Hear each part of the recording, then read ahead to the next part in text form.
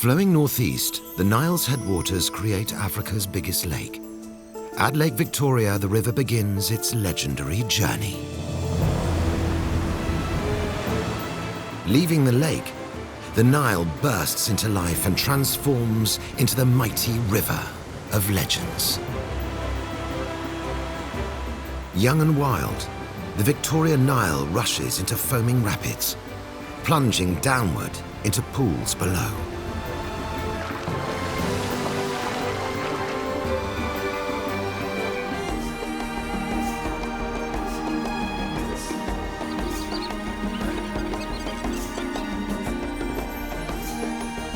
From Uganda's Murchison Falls National Park, the river embarks on an adventurous journey through one of the last untamed African landscapes. The river enters South Sudan and turns into Africa's largest swamp, the Sudd.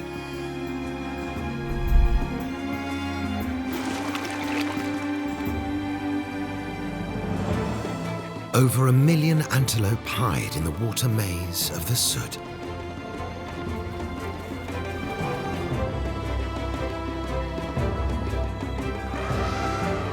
From the source in East Africa to the Sudanese deserts, the Nile runs through vast stretches of wilderness.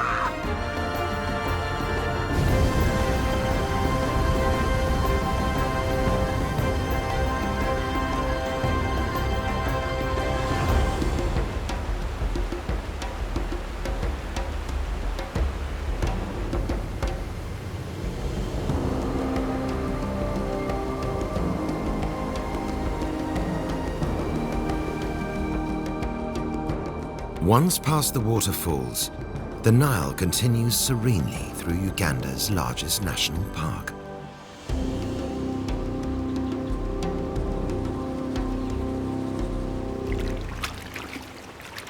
Hippos stand guard over the river's journey.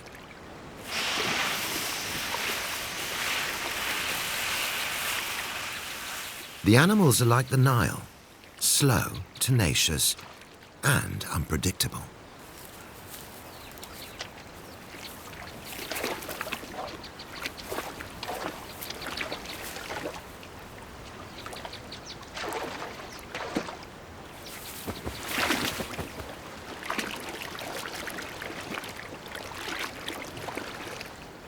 Watching them as they doze peacefully in the water, it's hard to believe that these are some of Africa's most dangerous animals.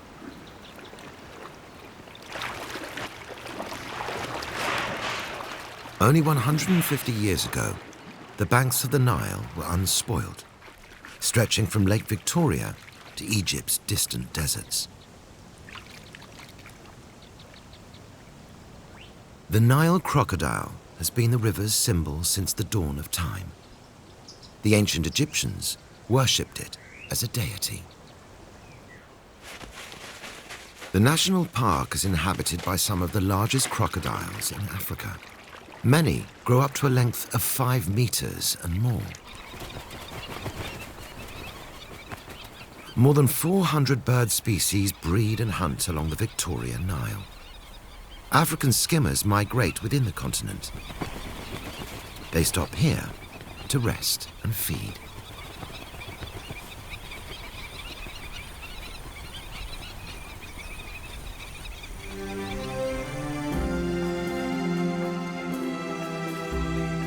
A flock of skimmers is hunting for fish.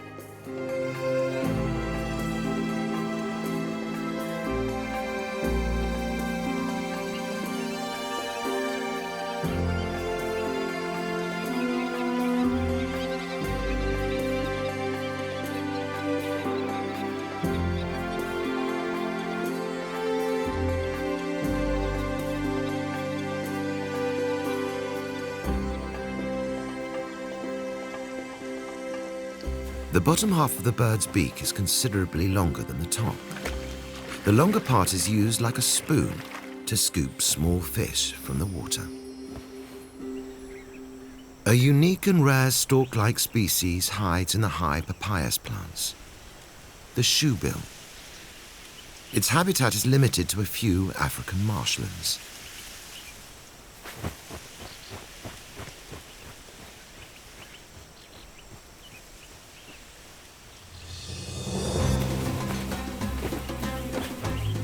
These abdims are closely related to the European storks.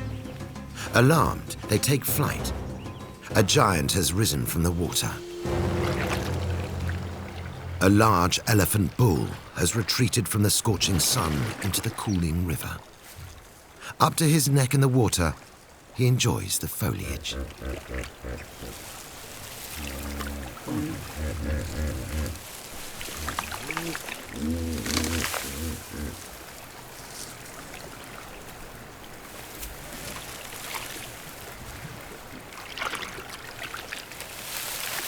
During dry season, the animals struggle to find water in the surrounding grasslands.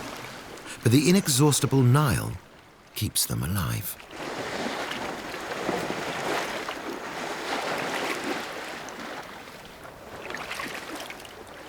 Each afternoon, the bull swims to a small island to feed on swamp grasses. Before taking a bite, he scrupulously washes off the mud.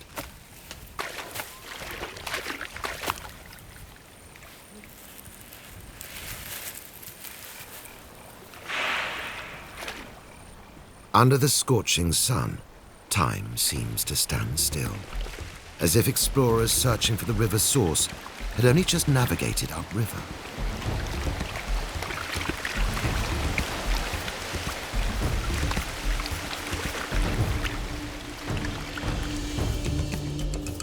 The adventurers were looking for Lake Victoria, the largest reservoir of the Nile. It was 1862 when the British explorer John Hanning Speke finally discovered the source of the Nile near the town of Ginger. The famous rapids leaving the lake have long been flooded in order to generate electricity.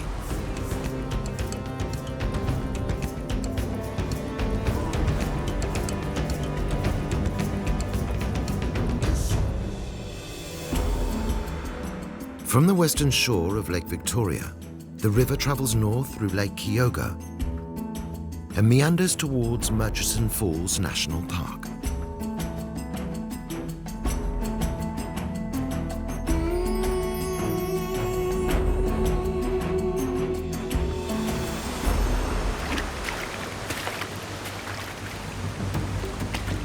From Lake Victoria, the Nile descends in a series of steps. Even seasoned local kayakers consider these treacherous rocks and rapids a trial of courage. Nowhere else the Nile is as merciless and intimidating.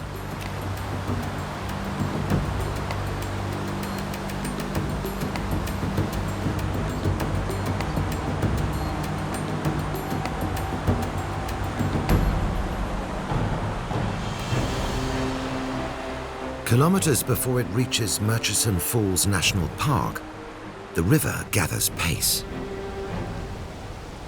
On its flat bed, the Nile transforms into a raging torrent. A rocky island divides the river into narrow passages. 300 cubic meters per second are forced through a 6-meter channel. The passages create two waterfalls, the Uhuru and the Murchison Falls.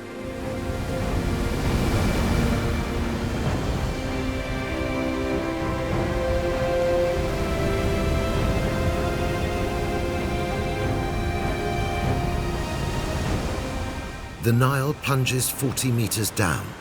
Rocks throw the water back and high up in the air.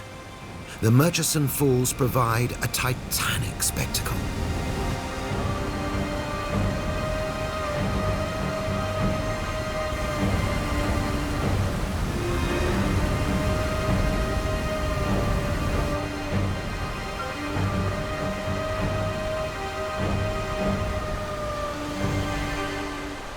Around the falls, a tropical garden flourishes, courtesy of the permanent spray. Murchison Falls are not Africa's largest waterfalls by any means, but they are surely among the most beautiful.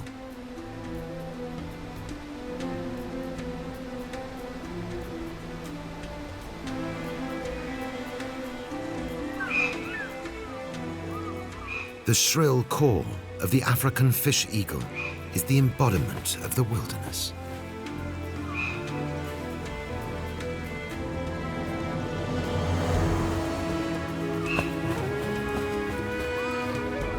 This eagle sits enthroned like a king above all the continent's large rivers, depicted as a symbol of freedom on the Zambian flag, on the Malawian coins, and in the national coat of arms of both Namibia and South Sudan. The eagle hunts for fish with unparalleled elegance.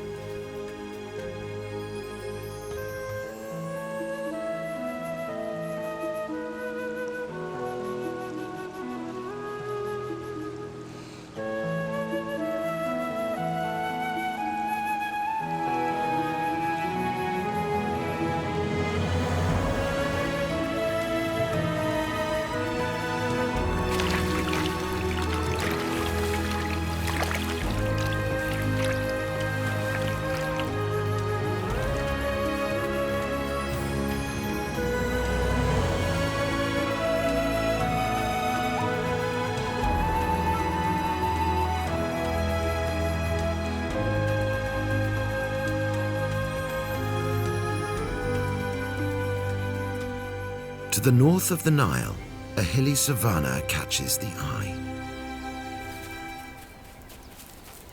It is home to a rare antelope species, the Ugandan cob.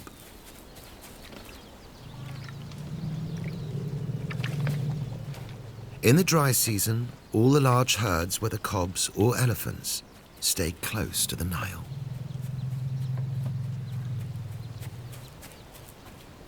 Shy animals, such as the bushbuck, only come down to the water in the early hours of the morning. Bushbucks are solitary animals and will often hide in dense cover and thickets.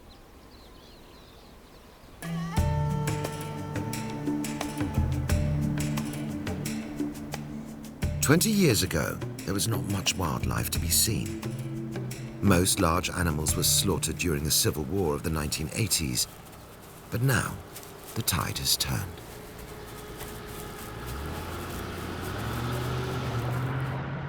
Biologist Tutilo Mutumba researches the progress of the animal population. His team has fitted radio collars on several lions. Tutilo's assistant Sophie tries to locate a signal. Tutilo works for the WCS, the American-based Wildlife Conservation Society. He observes how the prides hunt and defend their territory. The biologists have tracked a large male, less than 20 meters away. They follow 4 prides of lions whose territories are all in the immediate vicinity of the Nile. Sophie and Tutilo estimate that around 130 lions live in the Murchison Falls National Park. It's their last stronghold in Uganda. The biologists spend nearly 8 hours a day observing the lions from their car.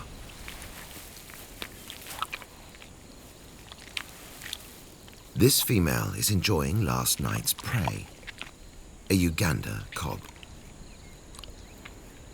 Antelopes migrate, so they are a rare feast. The lions, by contrast, remain in their territory. Once the antelope are gone, the lions turn their attention to smaller prey, like warthogs.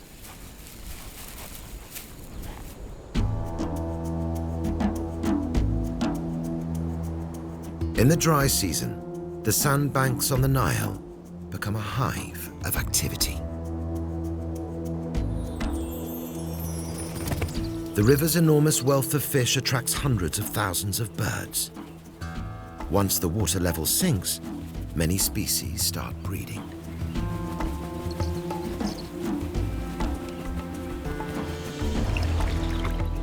At this time of year, the female crocodiles are particularly aggressive. They shuttle between the cool water and the sandbanks, where they guard their precious buried eggs. They share the banks with a peculiar bird, the water thickney. It nests at the same time, right amongst the giant reptiles. Their partnership is a curious one, but thick-knee and crocodile have a common enemy: the Nile Monitor. The lizard can grow up to 2 meters and is a notorious egg thief. As soon as the crocodiles leave their watch for the cooling water, the monitor comes out of hiding. A vigilant thick-knee immediately sounds a warning and attacks.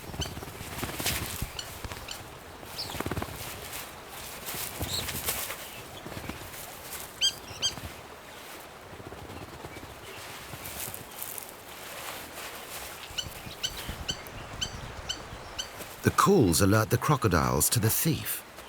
In turn, the crocodiles should protect the thick-knee and its nest. In theory. The Nile Monitor smells the eggs and starts digging. Crocodiles have keen eyesight and an excellent sense of hearing.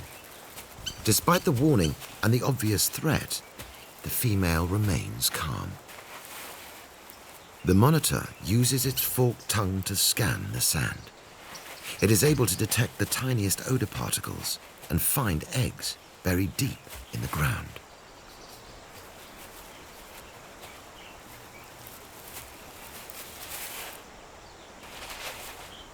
The crocodile has had enough.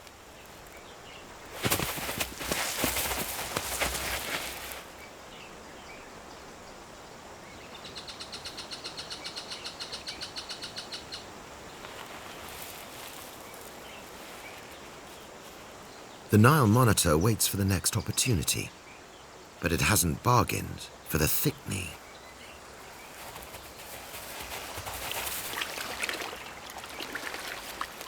Even powerful partners are not always reliable. The female trudges straight towards the nest.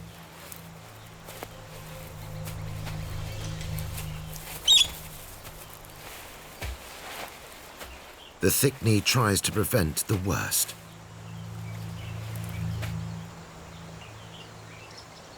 The crocodile has stopped millimeters away from the eggs. The thick-knee seems stunned.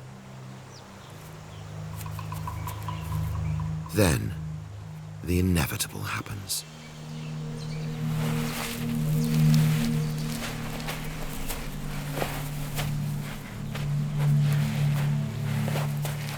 All the warnings were in vain. One egg is broken. In the end, the smaller partner is still the weaker.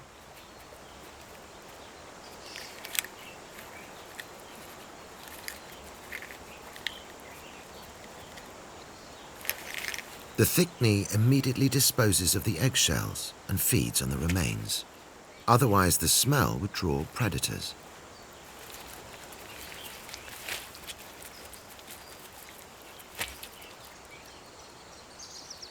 At least one of the eggs is undamaged, reason enough for the thick-knee to resume incubating immediately. The thick-knee keeps faith with the breeding ground. Despite the drama, the bird seems to consider being among the crocodiles as the safest bet for survival.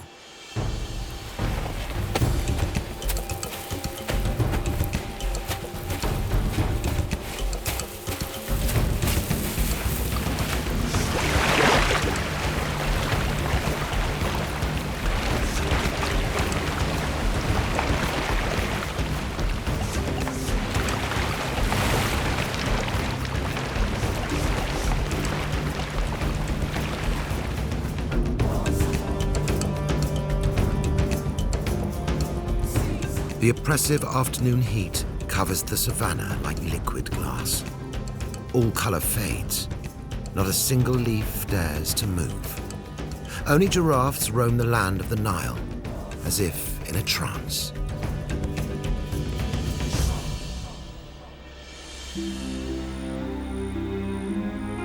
At sunset, brighter colors and a cool breeze return.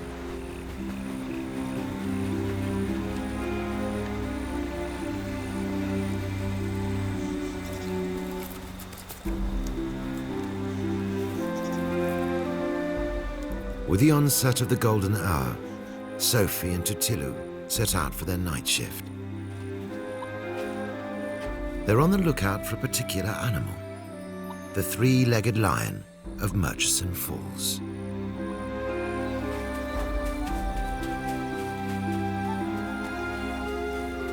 He was caught in a poacher's trap the previous year. Luckily, Tutilu was able to rescue him, but the vets had to amputate his leg. The lion was cared for and treated with antibiotics.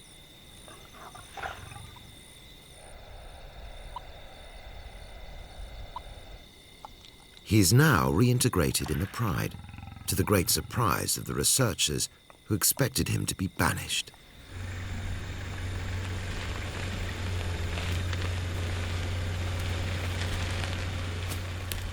Tutilu switches on a red light.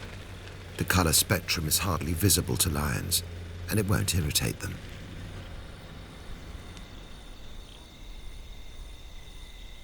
One of the lions has hunted down an antelope. As usual, the boss has the first right to feed.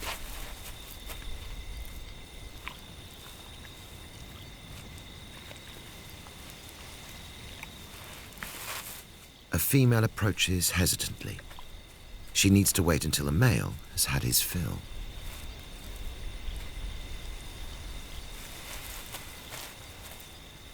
On average, a dominant male leads his pride for 2 years. Then he is ousted. In Murchison Falls National Park, this tenure is much shorter, as many animals share the three-legged lion's fate. They get caught in the poacher's deadly wires.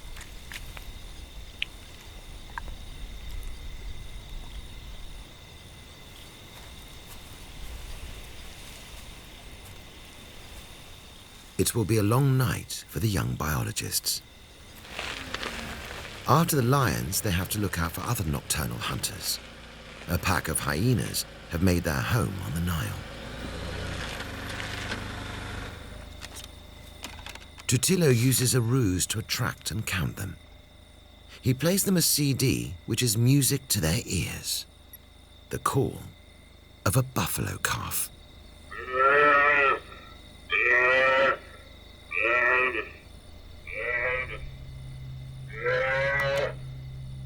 Hyenas are intelligent and suspicious animals.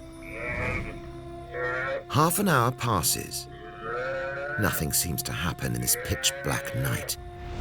But Tutilu feels that the hunters are near. Here they are, torn between fear and greed, looking for a lost calf. The hyena population in the national park is small, and Tutilu wants to find out why.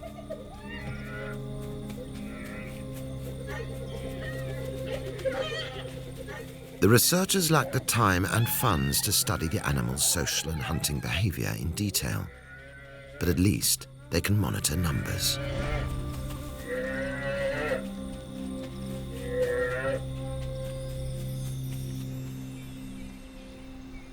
With the first rays of light, the nocturnal hunters disappear. Now, the banks of the Nile come to life. Birds, such as the pied kingfishers, take up their posts above the river. On the sandstone cliffs, a colony of bee-eaters begin their busy day.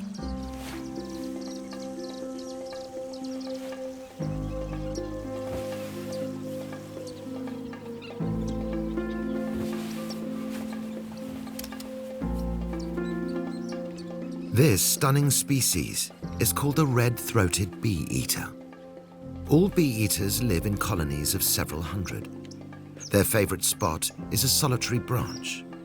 For the birds, it's both a lookout and a meeting place. The bee-eaters wait for prey all day. They catch bees and other insects on the wing and take them back to their nesting holes. In the breeding season, life is busy on the few available branches.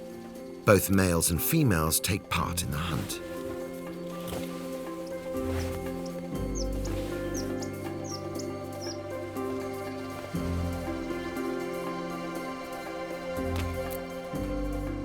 Insects are taken straight to their young.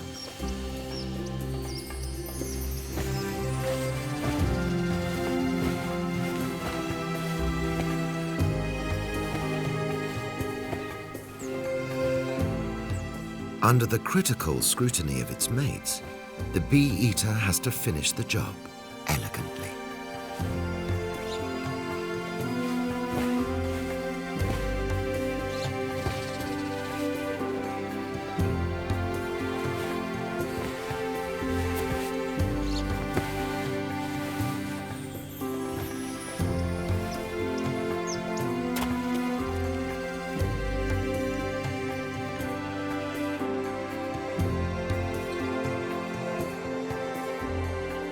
Further to the west, the river widens, forming the border of Murchison Falls National Park. At first sight, the banks of the Nile outside of the national park also seem to be populated only by animals. But that is not the case. The water birds have shared the Nile with fishermen and farmers for centuries. The Nile is a laundry for everybody, a meeting place for families and entire villages. Today, millions of people live their life on the riverbanks, occasionally with dramatic consequences for the natural habitat. These water hyacinths originate from Brazil. They were imported as a decorative plant in the early 20th century. Now, they have conquered a whole stretch of the river. The Icornia crucipis, to call it by its Latin name, is pervasive on the Nile. It is nigh on impossible to take a picture of an animal without this plant gracing the picture as well. The Icornia has no natural enemies in Africa. This robust water plant has overrun bays and riverbanks, canals and tributaries from Lake Victoria to the Delta in Egypt. In Uganda, there is hardly a place where the hippos do not have to plough through carpets of hyacinths.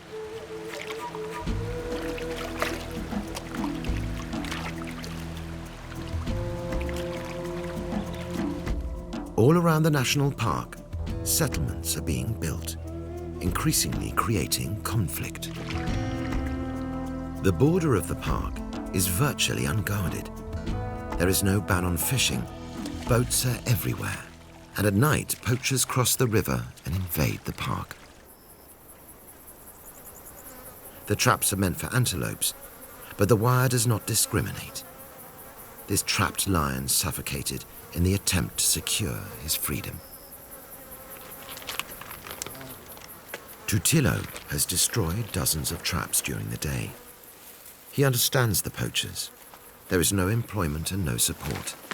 Fishing or hunting is the only way to secure food. He pulls out a tooth. It'll help him analyze the lion's state of health before his death. The wires are a deadly trap.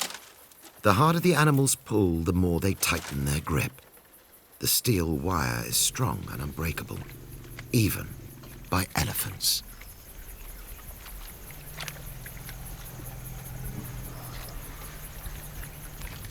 This young bull attempts to cool his wound. Dozens of elephants are trapped each year and suffer severe injuries. In this case, a vet will have to amputate the trunk. This giant was able to escape by himself, but his leg is locked.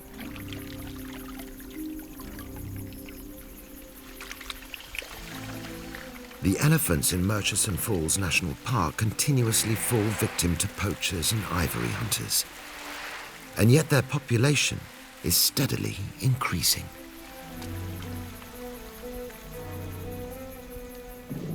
In the early 1990s, only 300 elephants remained in the park. Today, their head count is more than 1,000. In the war, soldiers devastated the park's buildings and infrastructure. But now the tourists are back. Wildlife protection is not only worthwhile, but also profitable.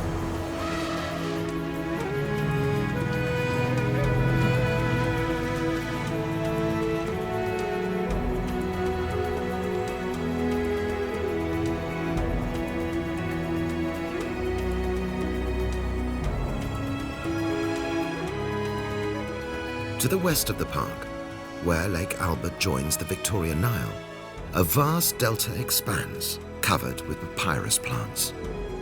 It gives us a glimpse of the boundless wilderness the Nile will soon cross on its journey north. Once it has passed these rapids, the Nile reaches Africa's youngest country, the South Sudan.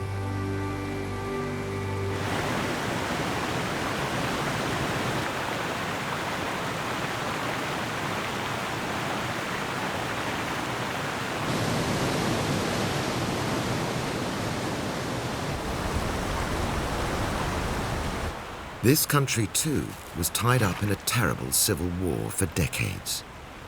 Sudan gained independence in 2011, but peace is still far away.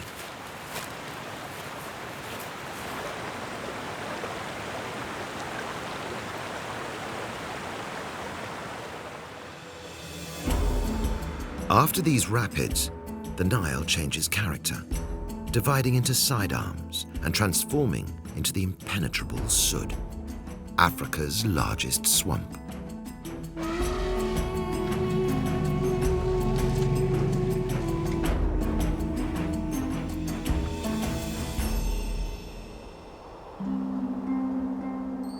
The Sudd is a wetland that, courtesy of the rainfall, can expand to 100,000 square kilometres.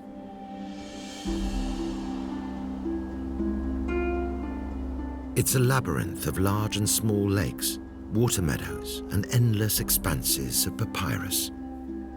Only one of the many channels is navigable and leads out of the labyrinth in the north.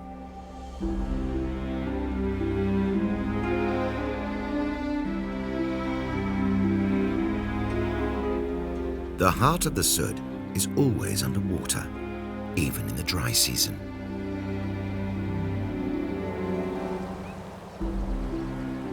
The ground is treacherous, and there is nothing but wind, swaying reeds, and floating grass. The swamp is the domain of the birds.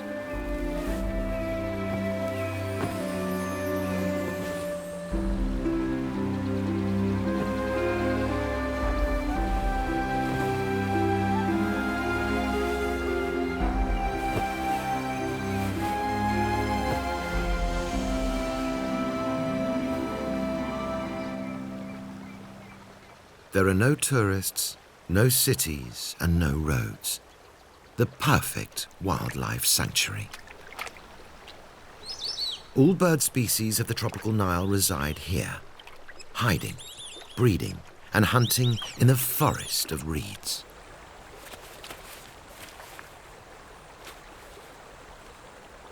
The Goliath heron is the largest bird in the Sudd. He can grow up to 1.5 meters. But the swamp's real treasure is another feathered giant. The shoebill is rare, shy, and elusive. It is a cousin of the pelican, but hunts like a heron from a standing position. Lungfish are among his preferred prey.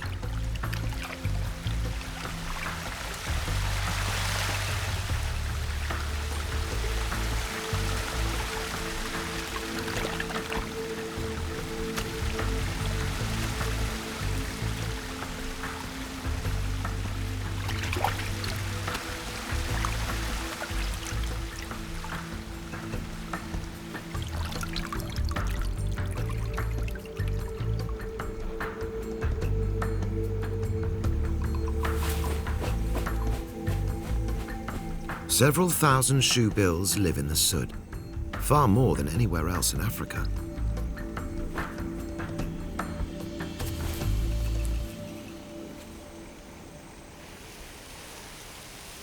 They hunt in the reeds, but build their nests on the sandy banks of the alluvial land.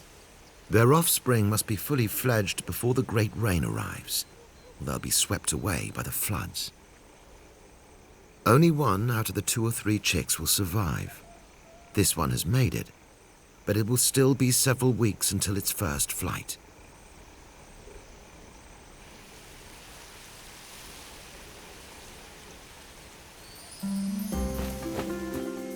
The nests are widely spread and surrounded by water. Even very bold poachers won't venture out here. A parent looks after its charge. The fledgling has just learned to fly. It's ready for the rainy season.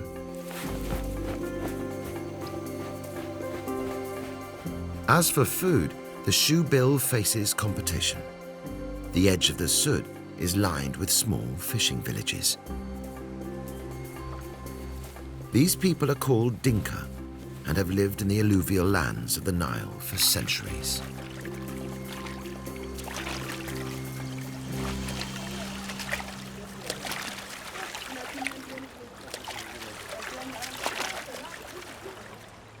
The Sudd is rich in fish stock. By using the simplest of means, these men catch up to 30 kilograms of fish a day. Catfish, tilapia, perch, and many other species.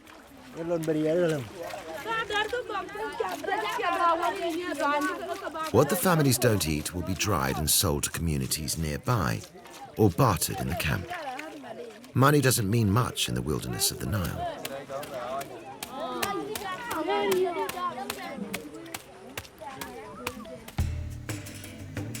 The Nile floods the swamp as well as thousands of square kilometers of grassland. Some of the largest herds of cattle in the world graze here during the dry season.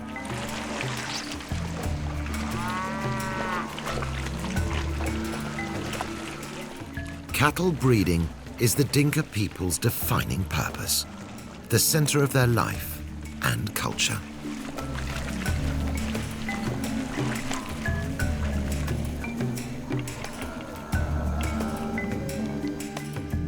Dinkas are nomads.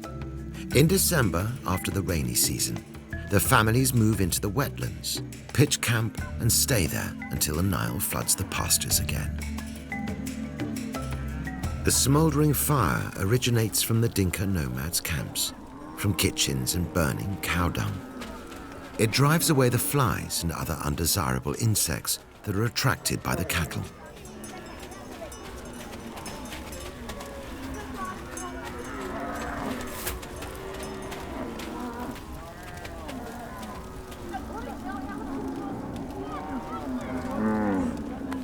The Dinka are the largest ethnic group in South Sudan.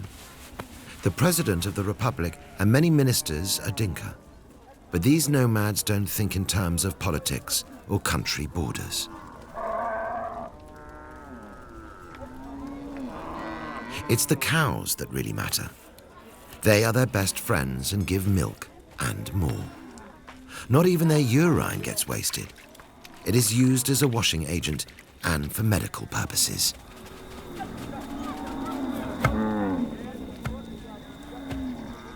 The cattle spend the nights in the camp. In the morning, young herdsmen guide them back to the pastures. A herd consists of 500 cows, sometimes even more. It takes exceptional circumstances for Dinkas to slaughter their animals. They are family members, and they serve as currency and status symbols.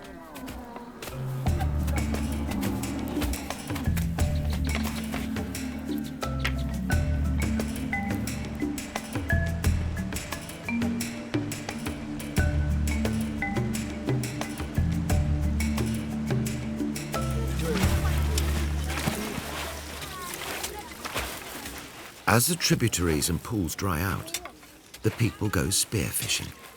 Hundreds of thousands of fish are writhing in knee-deep swamp, caught between land and water.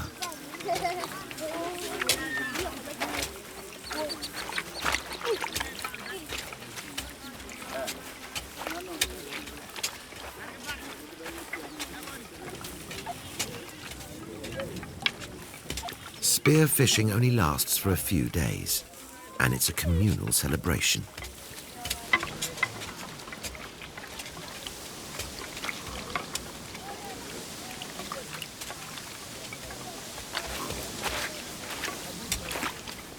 Africa's greatest opportunists, marabou storks, follow them, waiting for an easy supper.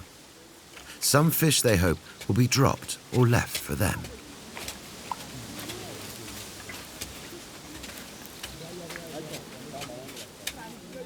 The Dinka families catch, prepare, and eat the fish together.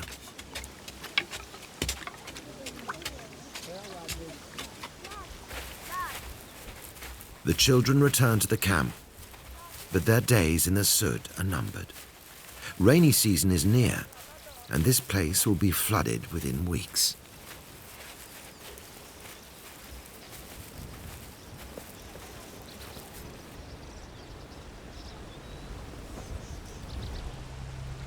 Even deeper within the Nile swamps, in an area underwater all year round, fishermen have probably built some of the most isolated huts in the world. Their floating homes are 80 kilometres away from the mainland.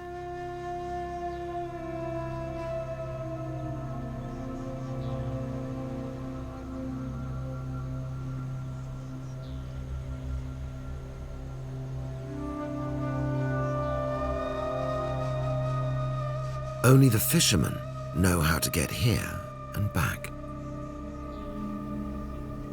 Near the huts, a family of giants has left tracks in the reeds.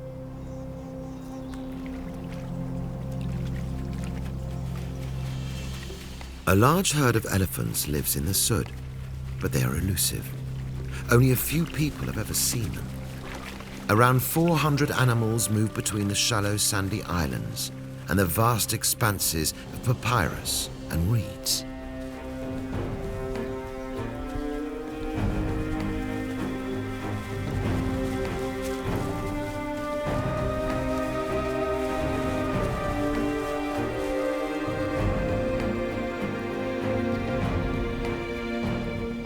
This herd of elephants has survived due to their isolation. As long as they remain amongst the papyrus, they will be out of the poacher's reach.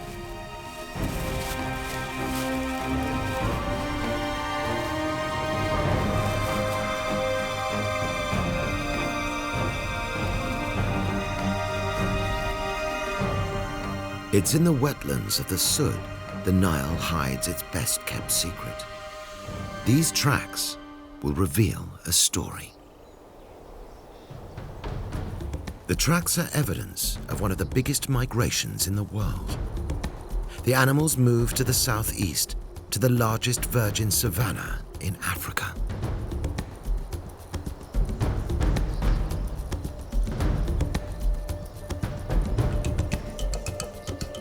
When the rains come, all this will be covered in greenery.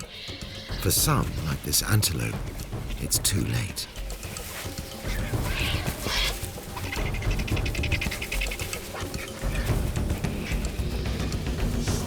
These Mongalla gazelles are among the first herds that come from the Sudd and move to the new pastures where the rainy season begins.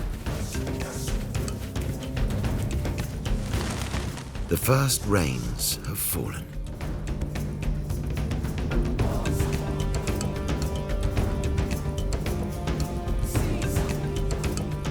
Now the gigantic herds arrive. Tiang are moving through the outback. The largest herds number over 20,000. It is thanks to the WCS biologists that we know of this migration. They spent thousands of hours in the air until finally discovering that the antelopes had indeed survived the war.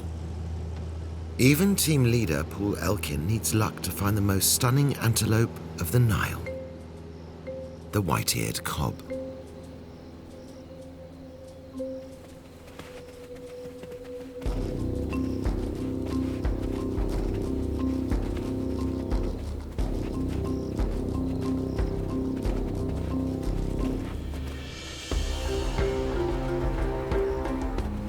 The dark brown antelope are the males.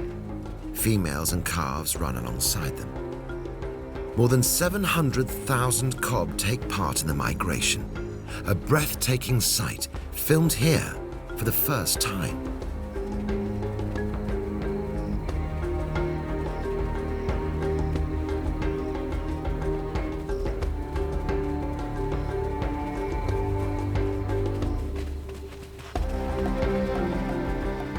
The biologists estimate that over 1 million animals are part of this migration, comparable to the famous wildebeest migration in the Serengeti.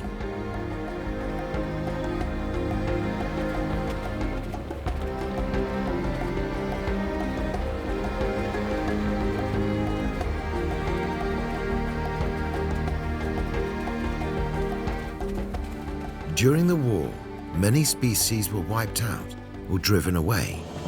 But it appears that courtesy of their migration, the antelope were able to escape the slaughter.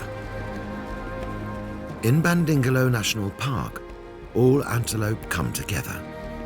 The reserve and the surrounding savannah are as good as uninhabited. Some 40,000 square kilometres of unspoiled grassland. This is unique, even in Africa. The Great Migration is triggered by the rain and the Nile. In the rainy season, the river floods the Sudd's vast grasslands. Once the water has receded and fresh grass has grown, the antelopes will return.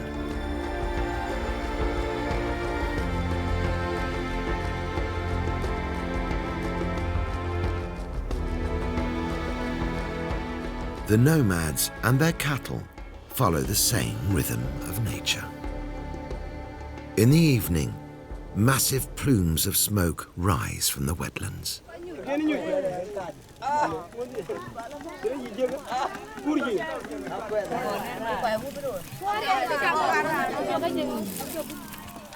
The smoke originates from the camps of the Dinka nomads. It covers the camp like a magical veil.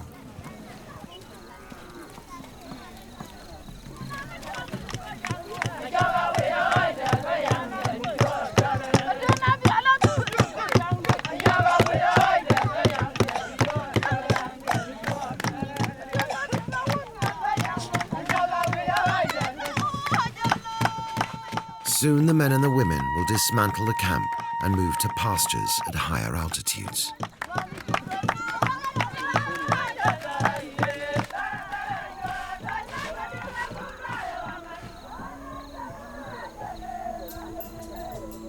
When the heavy rains arrive, the Nile will swallow all traces of the Dinka camp.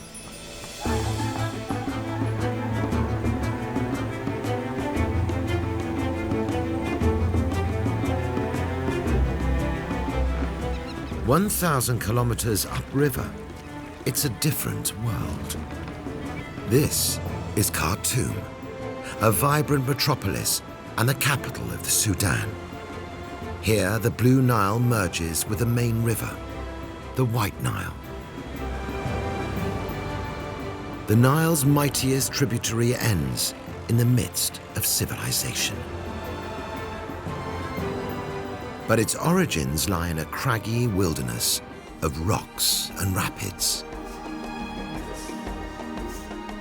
These rugged, lonely mountains make up the highlands of Ethiopia. Here, the waters feeding the Blue Nile gather, and the river's adventurous descent to the Sudanese plains begins.